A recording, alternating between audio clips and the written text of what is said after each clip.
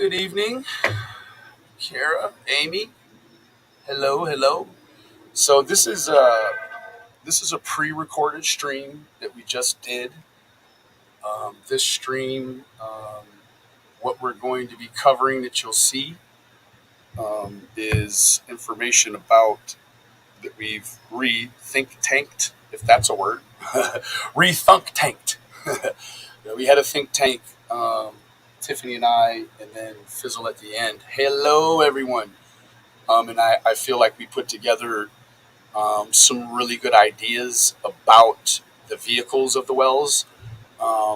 And then, as you can see in the title, I focused on the ideals of premeditation as well as Freudian slips. So, this, like I said, is going to be it's pre recorded. So, I will be muting out and then I'll let it run. And then at the end, we can do a short closing, and I want to keep all of this sort of, it's right at an hour, so we can knock it out in an hour and keep it all tight, and hopefully this will spark some new conversation, maybe spark something that could be in the way of a new tip, whatever. So with that being said, let me go ahead and check the microphone. Hello, everyone. Thank you for joining me. I will certainly address all of you at the end. Hey, Dazed. Hey, beautiful. Want to go ahead and just get right to it. So this is Tiffany and I for the better part of 45 minutes, and then the lovely, beautiful Fizzle at the end. So without further ado, here we go. Oh, let me start first with our flyer. This is Summer Moon, Utah Wells. She went missing from the Beach Creek, Kingsport area, June 15th, 2021, allegedly the afternoon of. She was age 5, weight 40 pounds, height 3 feet. If you have any information about the whereabouts, the discovery or recovery of our beautiful Summer Moon, Utah Wells, please call 1-800-TBI-FIND. Again, that telephone number is 1-800-TBI-FIND. If you'd prefer to email an anonymous tip, you can do so at tips2tbi@tn.gov. Again, that email site is tipstoTBI@tn.gov. I hope you enjoyed the presentation. I will see you in about 54 minutes. Yes, this is going to be a pre-recorded premiere. It is myself and the beautiful Miss Tiffany Marie. Tonight we will be discussing briefly some ideals about vehicles. The red Subaru, the white GMC, and some very good ideals that both Tiffany and myself have put together. But I want to sort of preface it all by starting with a video of Tiffany's, and it is called Plus It's White and You Can See a Red Car. Don Wells about his work truck. Here we go. Down when you retraced your steps, because a two-wheel drive half ton, you wouldn't get out of there. You could get down there, but you ain't getting back. Get down where? When you retraced your steps and went down to that creek? Right. Yeah. Yeah, the two-wheel drive, the truck would have got down there, right? But drained away, come back up out of there. Plus, it's white and you can see a red. No. So he said, hold on, guys. Let me move this inside. They're moving a lot of stuff around. Oh, okay. I just didn't want to be... No. I'm just restreaming something. Let me move it back just a little bit here. Don Wells about his work trucks. Here we go. Down when you retraced your steps, because a two-wheel drive half ton, you wouldn't get out of there. You could get down there, but you ain't getting back. Get down where? When you retraced your steps and went down to that creek? Right. Yeah. Yeah, the two-wheel drive, the truck would have got down there, right? But drained away, come back up out of there. Plus, it's white and you can see a red. So he said, plus it's white and you can see a red car. I'm back up out of there. Plus, it's white and you can see a red car. Now you hear the pause. Tiffany, share your opinion about this piece explicitly. So I had made this a very long time ago and forgot all about it, actually, until we were having a conversation and it popped right into my mind. And I'm like, hold on that. I have to send you this because it's so important. There was this one time where Dawn was talking with Cher and her husband, and he was asking him to retrace his steps when he was filming, right? When he was filming, showing them the down by the shed area. Dawn ended up going back to a completely different day. Doesn't know that he's even talking about retracing. He talks about you can see a red car, but there's a pause there between red and car. That Correct. Pause tells me, It's awkward, is it not? huh? That pause is quite awkward, isn't it? Very much, yeah. Because it's almost as if, first of all, he's talking about how a truck would get down in there. The Subaru wouldn't be able to get. The proper answer probably would have been, well, the Subaru can't really get in there, it can get in there better, or the truck doesn't get in there well. He was not talking about the color. Mr. Cher did not bring up the color of any vehicle. Correct. There was no visual cues. Say that again. It cut out, Benny. Sorry. There was no visual cues. Like, he wasn't asking him what it looked like. He was asking about the capability of navigating down there by the creek. Is that how you took it? Yeah. Yes.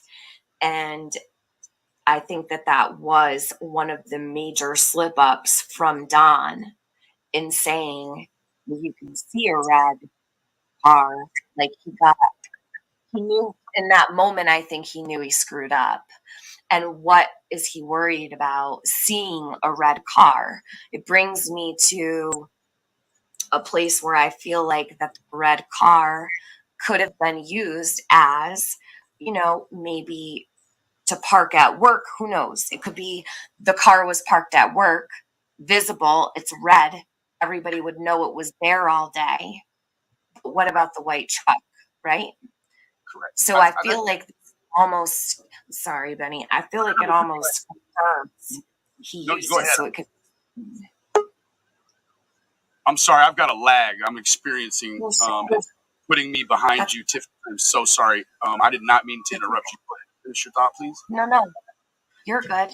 I think it confirms that Don, it confirms to me possibly that Don was more concerned about the car being seen at some point, and that came out. It slipped out. Like the car needed to be seen. Absolutely. It needed to be visually accounted for, is what this sort of suggests. But then, like you said just a couple of statements ago, it does actually seem as if with that awkward pause when he says, there's the pause and then he says car, it's as if he's like, oh, shoot, I just screwed up.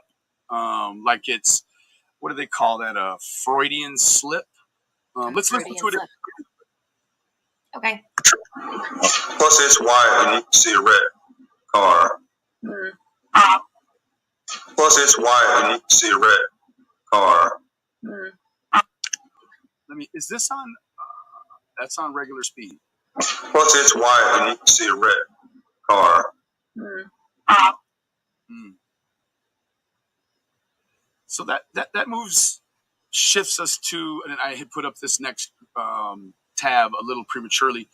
The next tab I'm going to show is the definition of premeditation. The definition of premeditation is the action of planning something, especially a crime, beforehand. As an example, the defendant said there was no planning or premeditation. So shifting forward to what he said here. Plus, it's white and you can see a red car. Now, what Tiffany and I had been talking about for quite a spell this afternoon is what the red car signifies. Now, understanding, I did a video last week and I called it changes in routine or routinely changing. And I focused on some of the transportational changes that they had. Now, being that we don't have any actual stuff from the police and we're just sleuthing, you've got to ask yourself, you've got to go through the situation as it would lay organically. And then when you look at it at the more nefarious side, it brings you to two dynamics in terms of the red Subaru. Now, and we will get off in deeper into the red Subaru after I explain the two dynamics. And the two dynamics are this. If the red Subaru is there on the 14th and it's organic and that there's no foolery by the wells involved, what that vehicle on the 14th means is nothing. What it means is that it ends up on the 15th being an organic alibi after the fact. An alibi after the fact. Not pre-designed, not predispositioned, not premeditated. Now, if you have a situation where something that is a detail in a major case is on the scene too early, you have an issue. That suggests premeditation. Now, shifting back to the dynamics of the vehicle, Tiffany, we spoke earlier about the communications that came out between Miss Wells and H on June 9th. And what I've coined that as, I've termed it as the dry run, because what those messages almost mirror exactly is what happened on the morning of the 15th.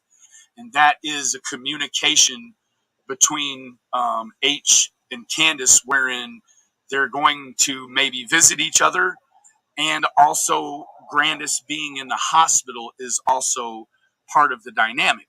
So now you said, when was the last time Summer was spotted? Before we know. I'm sorry. Before June 15th, you said? Yes, ma'am. From what we know, the last spotting or sighting of Summer by the public outside of her neighborhood in her home was at the church on Saturday before, so Saturday to Tuesday, right? The Saturday right before, at a garage sale where she was described to be running around, enjoying herself and talking to others, mingling. So she was said to be seen there by her pastor and by Robin Lane. So that would be essentially a proof of life for the 11th. Now, and the pastor is his name is David Ryder, not to be confused with Dave Rader. It would be Pastor David Ryder with a Y. Okay. Now, so we've got the anchor for her last out of holler sighting on the 11th, coming 2 days after whatever that was that happened on the 9th between H and Candace. So what you have is you have the window of the 11th to potentially sometime on the 15th of June. That's the window. Now, we spoke about what, and I know I have the premeditation here pulled up. We spoke about what the positioning of the vehicles would mean if there were premeditation involved, right? So if the Subaru being and let me pull it up, if the Subaru being at the Meadows on the morning of the 15th through the afternoon of the 14th through the afternoon of the 15th, going home respectively, at night, if that is premeditated, then that might suggest a real problem. Do you have any commentary to this point about the premeditative aspects of the Subaru being there too early, Tiffany? I don't, because I don't know if it was there too early. You know what I mean? So like I feel like if I feel like, will you take that one, Benny? That, because I don't think I know enough about that part, Okay. truly. So if theorize, Mhm. if the truck being there on the 14th Yeah.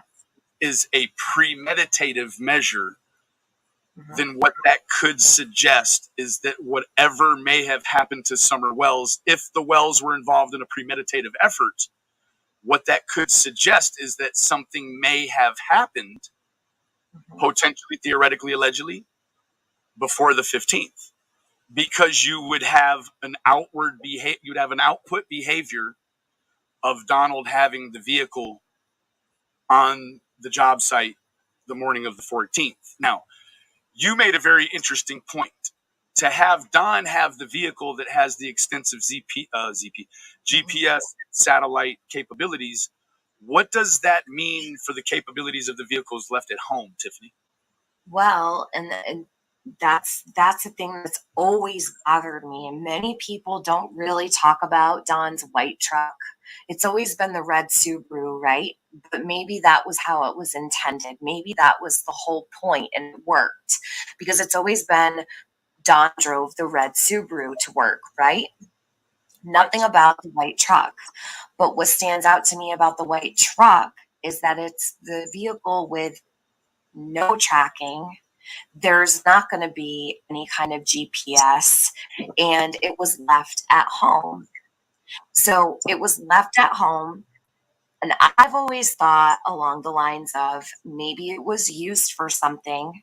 And it also led to my feelings that Candace more so maybe had done something because the vehicle with zero tracking in it was left with her.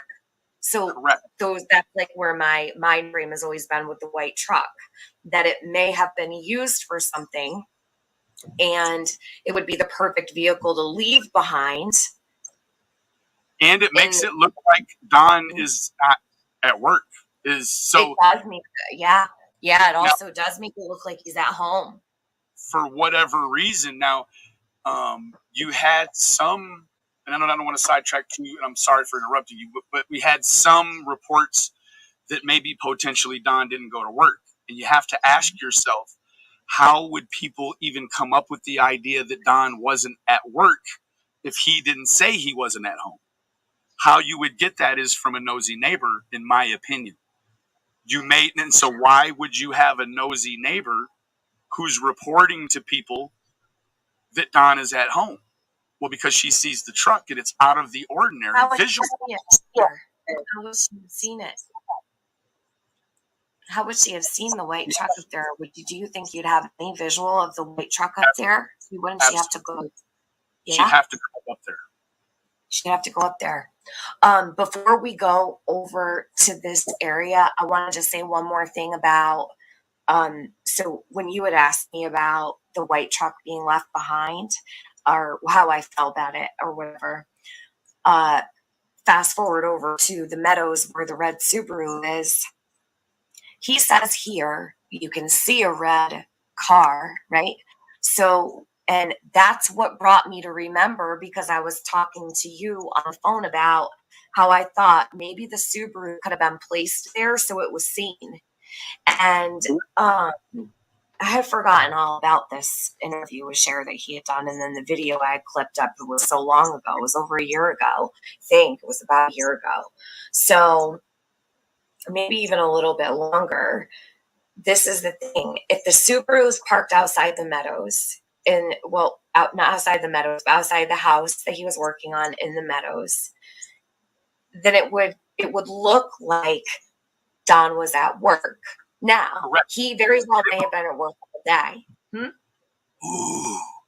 Okay, look. Very well. I did not mean to interrupt you. If the Subaru is at the job, people will know Don's at work. But if the truck is at home, people will think Don's at home.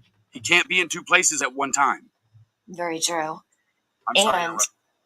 No, you're fine. This is your channel. Interrupt me is fine.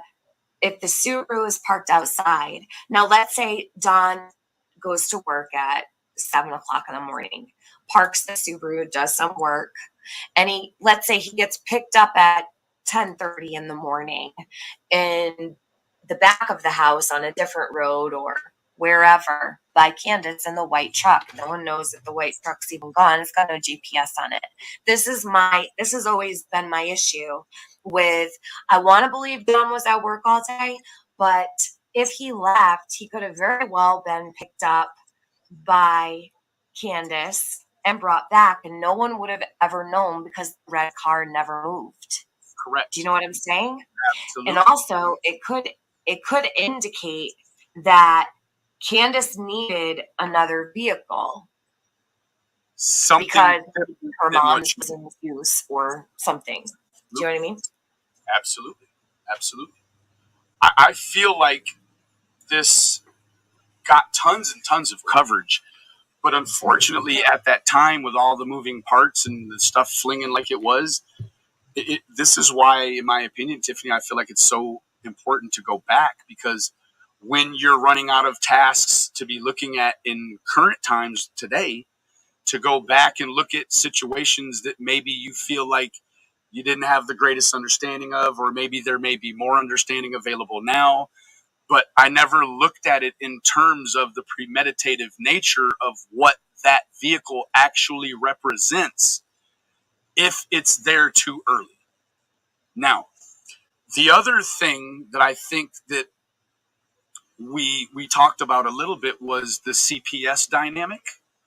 And I don't want to go crazy off into that, but I do believe that if you had CPS sniffing around, that what could be the standard plan day while you're trying to evade CPS, because we know they have a history of evading CPS, is to essentially load up everybody and everybody be gone from the house for the day. Now, understanding that that's not fully what happened, you have Grandis, you have Candace, and you have Baby Summer, and they're out on their mission with H eventually. And then you've got Don allegedly all solo at the jobs. He's solo dolo, right? And that leaves the three boys in the wind at the house, right? Whether or not that's actually how it was, we don't know right now. But in my opinion, I feel like the behavior around the vehicles has a premeditated, it feels like there's some sort of premeditative design. Now, I'm big on talking about lottery odds. Okay. Mm-hmm. We have lottery odds all through this thing. And those are the lottery odds for me are the details that coincide coincidentally that just seem too powerful to have happened, like astronomically, right? So you've got the two females from one family. You've got all these other lotto odds. I'm not going to go through and mention them all, but I'll tell you one lotto odd is that if you understand the way that the DCFS information trickled down to us, is that on the 14th they were closing a case. So the way Tiffany describes it is in terms of well, and I did too. So if you think of 14 as day 1, 15 is day 2, and 16 is day 3, what you have is on day 1, the 14th, they're closing a case. Day 15, which is day 2 in the scheme of the 3 days of DCFS, she goes missing. And then on the 16th, which is day 3 of the 3 days of DCFS, you reopen the case. So you have an open and a closing with a disappearance in the middle. Now, I don't know, right? I don't know if that's the way that the information actually travels, because that makes it a lotto odd. It makes it this very benign, organic lotto odd, like these poor people. How could this happen?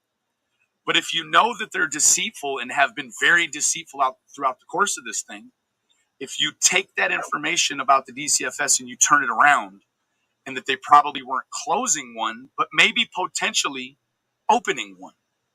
So if that could account for the vehicular change in routine, why everyone was gone away from the house, conveniently, and that if they, even if you back up a day, right, the 14th, could almost say that if DCFS was poking their head around the 13th, Don takes the truck on the 14th, the 15th.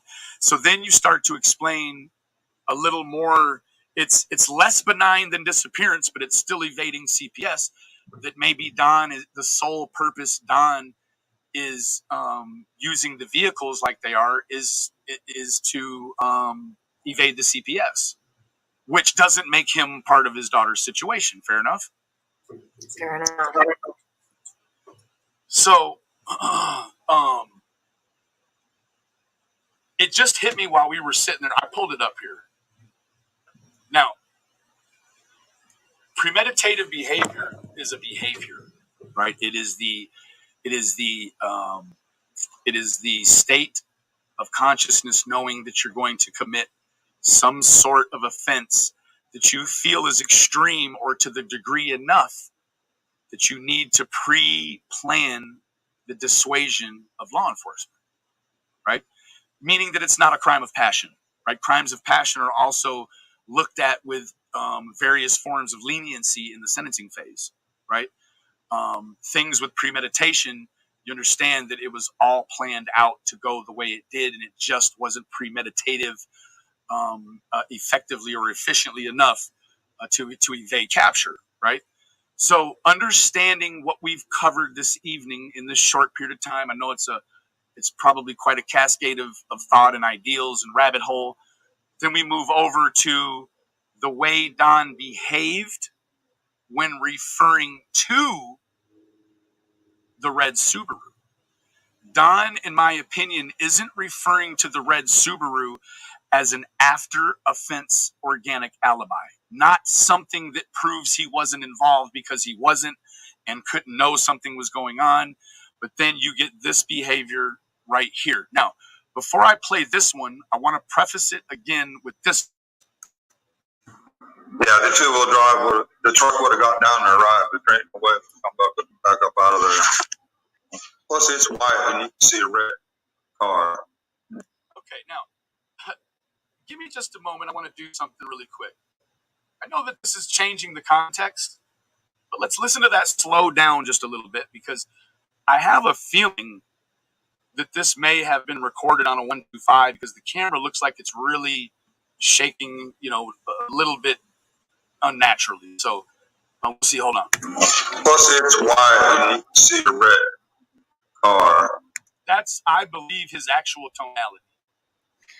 So, I may have recorded this on a little bit higher speed. It might be possible. I'll have to go back and check in my original recording of it, because I recorded share stream. So what I did is I cut it down to make just Don there because I wanted to see his face, I chopped it up a little bit. I can make sure that it was on the right speed, and later on I can put it under in the comments or just tell you in the description that the original one was on a little bit higher speed or something when I was recording, but I'll check on that. Fair enough. Thank you so much. The interesting part about it is that the pause for me is the context, right? So, right now it does, because you can see. So he puts the, who said anything about being able to see a red car, right? So the pause and the fact that he changed, and he also changed, actually changed the whole entire conversation. It wasn't about a visual. It was about, huh? He's recalling. Recalling is his Subaru at the job site. Mm-hmm. He's not he's mixing up the Subaru at the job site at the Meadows with the Subaru being down below on his property. They're two separate days, two separate incidences. Yep. There's three weird things going on here, and they're really odd. So to keep the continuity good, I'm going to go ahead now.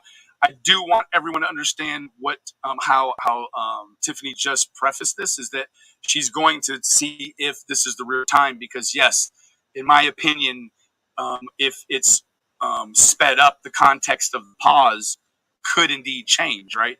The length of the pause, all of that. So this is played on regular time, and we will know in the comments below as you watch this later on. See in the comments, and we'll find out if it was where I had it before, or if slowing it down is actually the real time. But either way, I'm going to let this one play. Then I'm going to seamlessly jump over to the Starlink. So here we go. It got down there right, the drink wet, back up out of there. Plus, it's white and you can see a red car.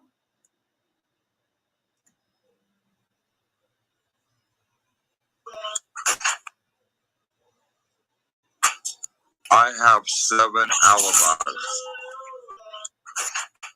Candace ain't got none. She's going down. Candace ain't got none. She's going down. I have 7 alibis. Candace ain't got none. She's going down. Candace ain't got none. She's going down. Plus, it's white and you can see a red car. What do you got? Hit me with your best shot. I actually have the original stream from Shares, and I'm looking for the exact spot to give you the original content. Okay, that would be perfect. That would be go ahead. So people, someone was, well, you slowed it down and made it sound different. So we're trying to clear up whether or not it was slower or faster really quick. But that not being the real issue at hand, the fact that there is, so there's 3 issues, like Tiffany said. He's mixing up the wrong day. He's focusing on visual cues. And you've got that very awkward pause. So it's very, in my opinion, and seemingly in Tiffany's opinion, 3 very interesting dilemmas all in that very short statement. So that's essentially, that is, without going crazy into, the CPS conversation that we had, and which, compiled, talking about the children, we don't need to do that. But this is essentially on the potential premeditative nature of Summerwell's disappearance. What does the red Subaru mean? Committing Don to the Subaru, what does that mean for the transportation left at the house, the capabilities of said vehicles, and the visual cues? It's just a lot to take in. And what you also have as the side note is that while the Subaru is at the Meadows and Don's work truck is at home, what it means to us knowing this late in the game is that it looks like Don could be in 2 places at one time. But what it looks like to people in the holler is that Don is at home. So you have to ask yourself, if you're trying to evade CPS, you probably don't leave your 3 boys there, right? I mean, you don't want the CPS go look in any of the windows and see the boys. Do you remember when Candace said nobody in and nobody out, that the boys were locked in the house? I had a thought, and it might be nothing, but is it possible? Could it be a possibility that Candace was left with the white truck and Don took the red Subaru to work to make it look like Candace was not home with the children and no one was there in case they showed up? Maybe that could be a reason why. Absolutely. But so then she almost had the Freudian slip, though, Tiffany, when she's like, no one in or no one out. That suggests that there could be someone coming by and that Candace does not want them inside.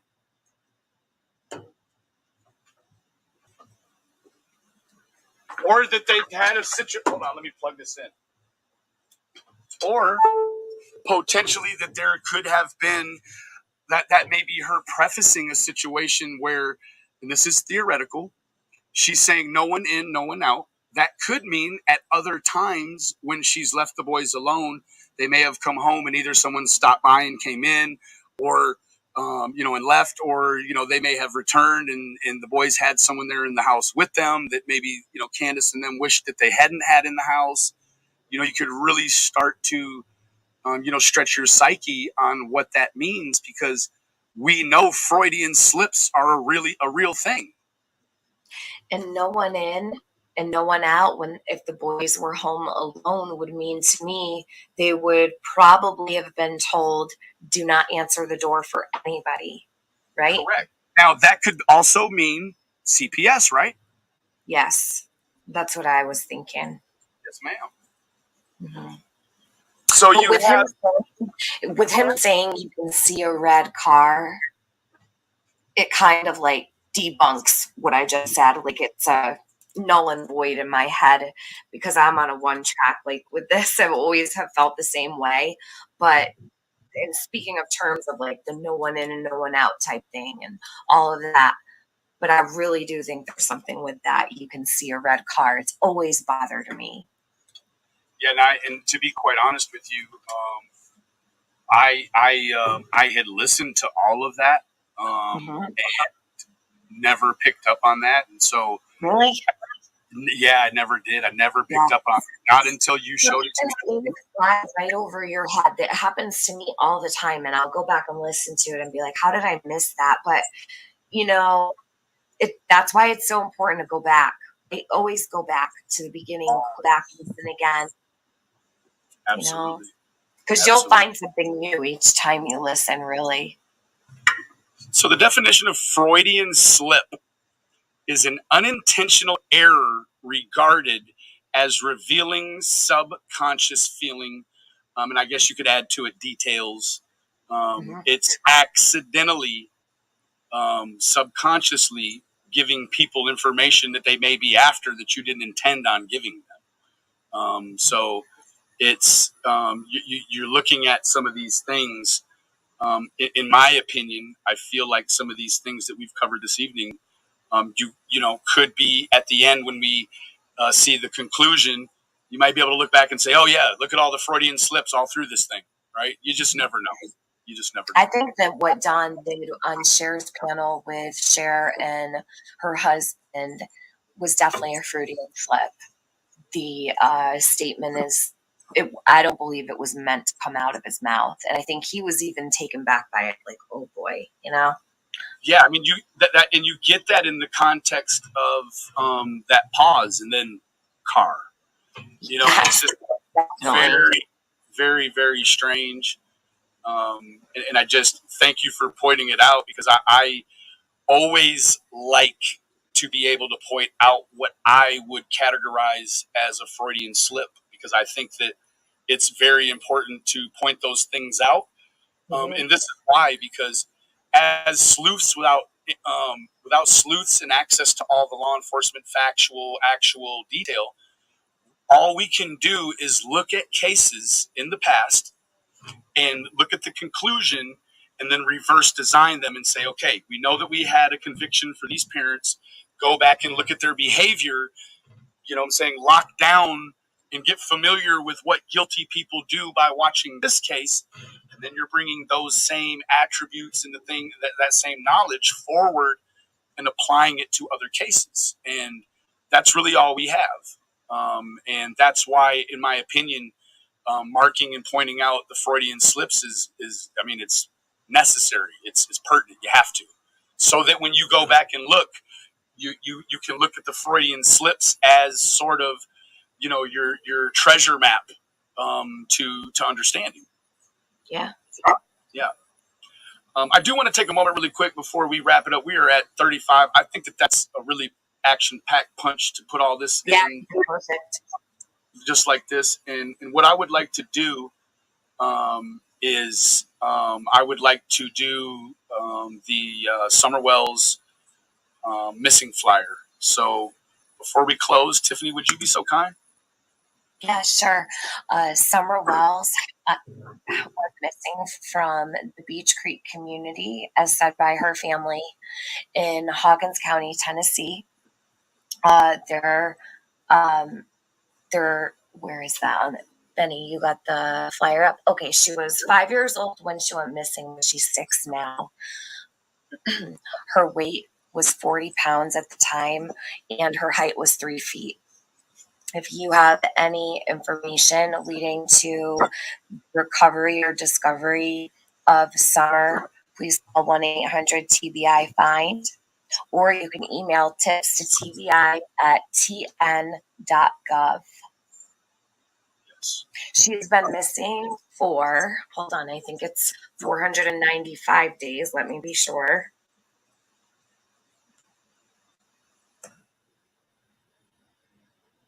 $4.95. Okay, I was right. Okay. So Summer's been missing for 495 days. You know what that also means? That also means any suspects that are also considered POIs by Hawkins County TBI and the FBI have also been suspects for exactly 495 days as well. And we're still here. We're not going anywhere. Nope. Not going anywhere.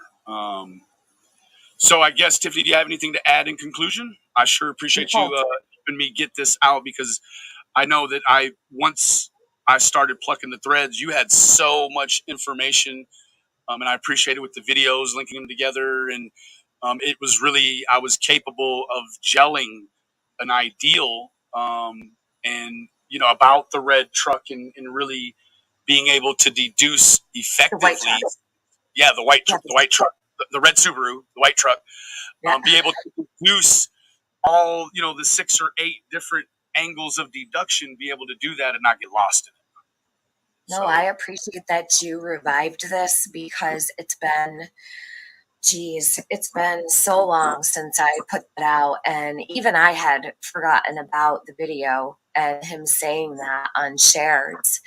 And I was startled by it when it happened, and as time goes on, so much happened. There was a lot of craziness throughout Summer's case, a lot of distractions, a lot going on, always a live stream to listen to. Don was speaking a lot. So many things were standing out to people, but you actually gave this kind of new life, at least for people to think about it, bounce ideas off one another. And I think it's super important. So yeah, let's bring back things that really might matter. Yeah, might matter. And I want to interject something. The neighbor, and I've really gone to great lengths to not be quite nearly as negative, not trying to go the length of the field with the negativity with her anymore. But one fact I want to talk about really quick for a couple of minutes is my experience in the Subaru for the very first time. My experience in Grandis's truck for the very first time. So when I pulled up at the hill, Grandis and Candace came in the truck and picked me up. I rode the truck, my first experience up the hill, bang, bang, bang. It was like Dukes of Hazzard. We get to the top and we get out, and I'm walking away and I'm just taking in the sights. And then Grandis says, "Benny." And she had a comment, and I turned around and she had the pillow. This pillow that everyone thought that I didn't even know about. This pillow that they figured, oh, wherever Summer is, the pillow has to be with her. And the pillow wasn't. But I'll tell you why, more than the pillow, I was so befuddled when I got in the vehicle. Because I had assumed, by watching CSI and Law and Crime and ID Discovery and First 48, missing persons, all of the stuff, I was assuming I was going to get in the vehicle and see patches cut out, or see traces of luminol, or fingerprint dust all over. After riding in both vehicles and never seeing that, I asked. And I said, "So when I ask you, there's no patches cut out of anything. And they were like, why would there be any patches cut out? And I thought, well, surely they would have come and luminol these vehicles. And that even over the course of time of owning these vehicles, the blood associated, I mean, human blood, they're country folk.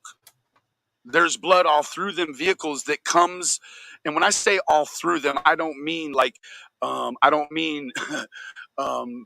red rum. It's not what I mean.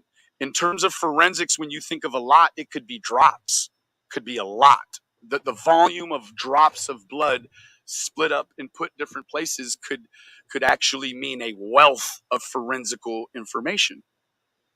So assuming that even with that ideal, that Hawkins County would have went the length of the field and sprayed some stuff down. Now you're going to hear Jody Sue a few nights ago tell you that luminol was in the play. Luminol was never in the play. Fingerprinting, for whatever abstract reason, I felt like they needed to fingerprint. Like even if it's just knowing the vehicle was not in the play by any offender that could have touched it and left a fingerprint, you still would fingerprint it to see if anything strange came out on it, right? I mean, anything, like you fingerprint it in maybe someone that's an RSO, whatever. These people know all kinds of people, have people in their house, their vehicles. Maybe you might fingerprint it and get an ideal of who's been in the vehicle or in their lives. I don't know what I thought. But there certainly was never any luminol. Luminol wasn't going to be the sort of situation that they were going to bring a makeshift convertible, very mobile CSI lab over to the Wells house on top of the hill with all the dogs in the wind and everything and start cutting and clipping and spraying.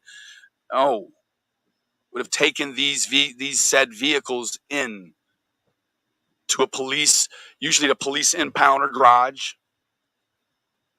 It's not the most stringent of sterile environment, but it's in their chain of custody fully, right? She's going to tell you luminol. She told you luminol was utilized. It was not utilized. And let me tell you why it wasn't utilized, folks that are catching the replay. Is because at the time of her disappearance, the sheriff deemed it a wandering away. There was never a reason to go and clip out fabric and foam out of the cars and spray it and all of that. They did not do that. Do you have anything to say in closing, Tiffany? I'm upset that they didn't. I've always been very uncomfortable with the fact that there was no seizure of their vehicles. I would have expected a tow truck taking those cars out of there. Absolutely. I believe that, and I have been a huge supporter of these law enforcement agencies. I thank them very much for what they've done, but I do feel that would be number 2. Where I can say I feel they have dropped a ball. One being the photo of Summer that they used on the billboard for TBI. Absolutely. The Amber Alert photo did not represent Summer at the time of her disappearance. It did not even look like her. Her hair was shorter than pixie cut length when she went missing. The photo that they put out of Summer, her hair was past her ears, almost to her shoulders. So you've got a misrepresentation of the child coming from law enforcement. I was really hoping that they were going to fix that early on, but they never did. And that is a great point, Tiffany. That's a great point. Like they've got a mix match of faces on here, different varying cycles. I mean, this child looks like it's a cancer survivor for Christ's sake. So you've got, let's talk about it. You've got 1, 2, 3, 4, 5, 6 different faces. And for the most part, a lot of them look very different. You could look at that and say, that's 3 different children on there are missing. There's no continuity. I always wonder if maybe they did it for vanity reasons, and that's not acceptable at all. That was a Christmas photo. It was taken 6 months before, almost 7 months before she went missing. A lot changed in Summer's appearance. She was losing, well, maybe not losing weight, but thinning out, maybe growing and such. Her appearance was not even, it's not even just her hair that changed. Her face was not as full as it was in those photos. And I feel that that was number one. They dropped the ball with misrepresenting her actual identity to the public on an Amber Alert, and then so seizing the vehicle, seizing the property. I don't know why. You know what I just realized, and it's very sad, Tiffany? Mhm. When she smiles organically all on her own, unscripted, she's a teeth smiler. Yeah. But when she smiles for the church with a professional camera, they said, go ahead, look at it. They said, go ahead and smile, but don't show your teeth. We don't want people to see your teeth. That's kind of what I see here. All the pictures of Summer when she's on her own that Candace takes, look, you see her teeth. But when the people at the church took it, there's no smile. You're absolutely right. You're 100% right, and I've never noticed that before. Look at it. If you show her teeth, what does that do? It sets a socioeconomic boundary in the church automatically. It makes it look like there's a child in your church, and it's not what it makes it look like. It's what it actually was. Well, not only that, she could have been, she could have not been comfortable. That's what I was thinking. That maybe, but what's more, why wouldn't they want to show her teeth? They would help identify her. Absolutely. She had decay on her front tooth that was very, you couldn't miss it if that child was smiling in front of you. So why would you hide the teeth, right? When you have this, so we don't have birthmarks to go by. I've even asked about birthmarks, and there's none that are available. Some people say, oh, there's a birthmark here. No, that's actually, not a birthmark, but certain photos look like there might be marks. She's now been told by law enforcement she has a birthmark on her left arm or anything of the sort, but they could say this child's front tooth has it's an identifying characteristic. Yes. She should be losing that tooth by now. Absolutely. So what I came up here to say, I've been listening, and I'm sorry I didn't get to come sooner. I still am in the middle of what I was doing. But so whenever we first started talking, Benny, you said when I rode in that truck, it was turbulent. It was, and you said there is no way that if she was asleep or a sleeping child would stay asleep going up that driveway. It's violent. No, you said violent. It's violent. In a two-wheel drive truck.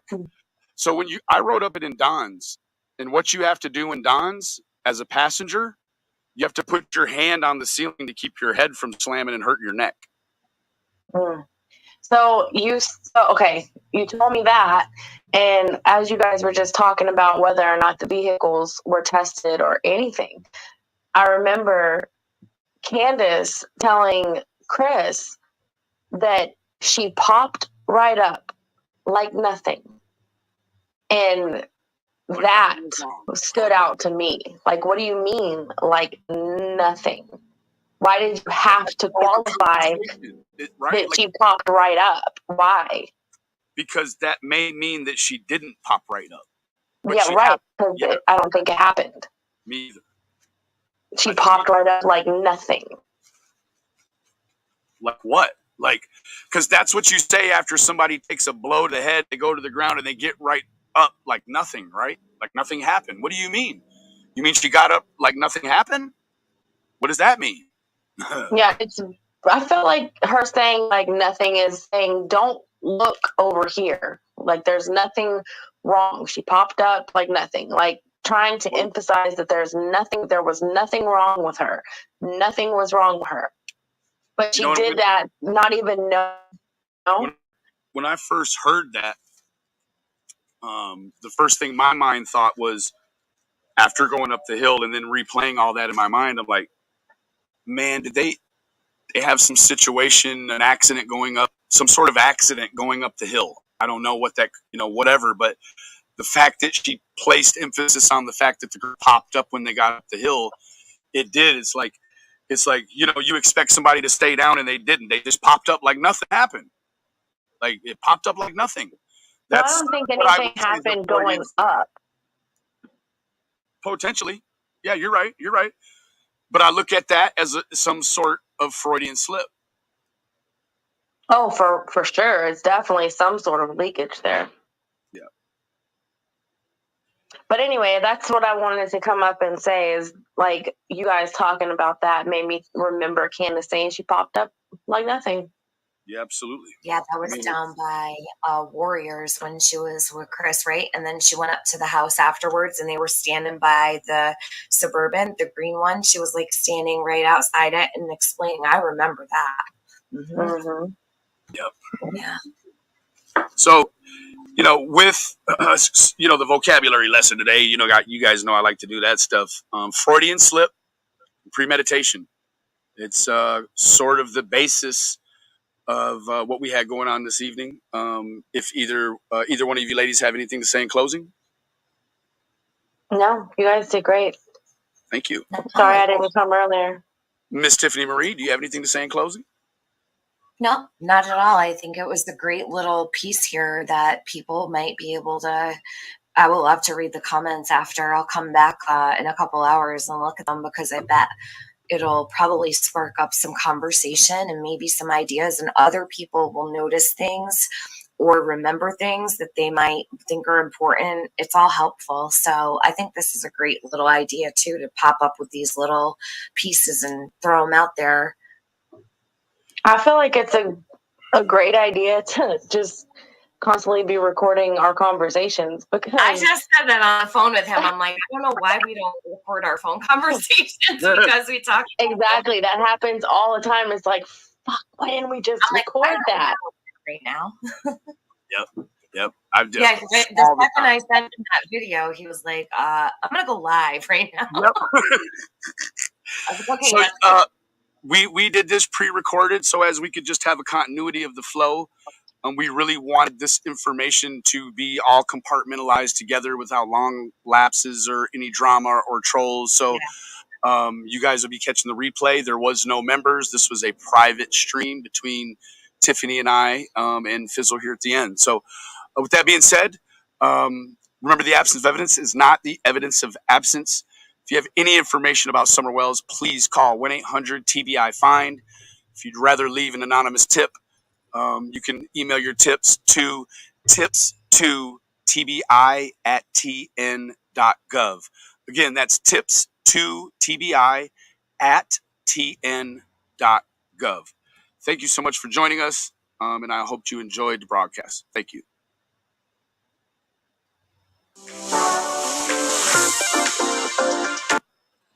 Well, that is it for this evening.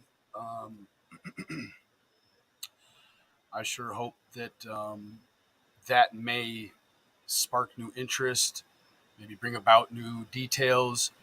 I do want to mention to everyone that I think that it's very important. I think it's very important to, in the next 2-3 weeks, to really, really, really focus on getting back to focusing on the details as we know them from law enforcement. Don will be returning. He will be returning very soon. And I think that you could be for sure. I wish Don the best. He's said in previous letters that, that he still feels that maybe YouTube could be the key. I'm not here to decipher for Don whether or not YouTube is the key for him. But what I can tell you is that I think that, there could be new relationships forged, maybe. There's a lot of new creators out that maybe Don would want to talk to. And if that's what Don feels comfortable with, then yes, road less traveled, the devil's in the details. That's right, baby. The Don, do whatever Don feels Don needs to do for Don, right? So, but with so many people, we spoke about this. Thank you, Days. With so many people, we know, right? We know that it's just because you're a witness or a suspect or a victim or a person's of interest or any of those things doesn't mean that you retain this knowledge forever. We are only humans. We are not robots. We are not databases. That's why what Jenny has is so important. And outside of that, all of us at this stage in the situation, we get to points where we can't remember like we did when the information had culminated and there wasn't any new information. We've all been on cruise control, doing our thing, and it's time to get back to it because Donald, we need to show him the way, right? If he's going to be back out here and he's going to be participating with no matter where he's at, I can tell you now that I have no interest in having them on my channel. So I could say wholeheartedly and honestly, don't be looking for, a recycle with Don over on my channel or Candace. That's, time has moved on and we've moved away from that. I wish him success wherever he goes. And I hope that if he decides that he wants to try to utilize open source intelligence, via the sleuthing on the tube, that he be careful and just pick the right guy. I clearly wasn't the right guy for that job. I had reached a climax of BS, right?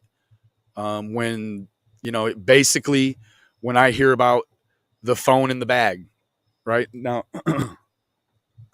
do I have a phone here? Yeah, I got a phone right here. For me, after everything that I had been through with them people, the nasty comments every minute of the day. And then when I hear from all these people that Don gets his phone back looking like this, I was all through.